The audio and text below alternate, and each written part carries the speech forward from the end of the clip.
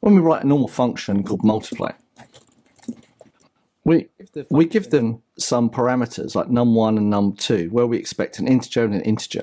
Now, when we use this function, you can see that it says multiply num1 and then num2. It's very, very clear, right? But can we make this clearer? Now, if this is not such a clear function name that everyone doesn't know what it does anyway, it's in the name multiply, so we kind of know what it does. But if you have some function that isn't clear to the other developers, it's exactly what it does and exactly what the parameters are doing, you can specify argument labels to make it that little bit more declarative. Okay, so how can we make this multiply a little bit more declarative? Well, we're saying multiply this number, right, by this number. Okay, and so maybe we could say we could get rid of this argument label and make it then optional, where we can just remove it completely. So now we're saying multiply 2 and then num2 doesn't really make sense, so we could just say by num2, and now we can remove this and it sounds a lot better. Multiply 2 by 2. All right, and this is then we can say make it more declarative and say let result of multiply of 2 by 2 equal this. And this is now a lot more declarative.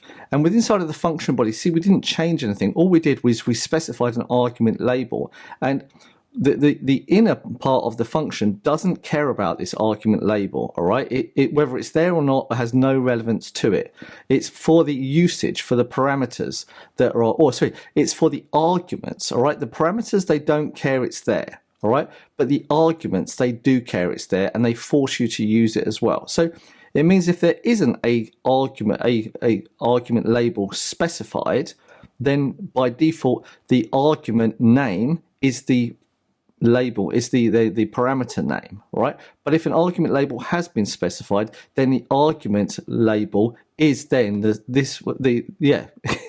parameter. Yeah, this is what I'm trying. You understand what I'm saying? Is that if you don't specify it here in the function declaration, then you don't use it. You just use the argument label, and so on. So this is something when you start trying to write clean code, right? And I say try because it takes some experience until you can actually really write declarative clean code. And when you go through code review, this is the real time to start looking at this. And it's like saying making sure that you dot all of your T's and you cross all of your I's, right? And you make sure that all the punctuation marks are there in your code. And this is where these labels start coming into it. Is clean code's all about what the function name is called.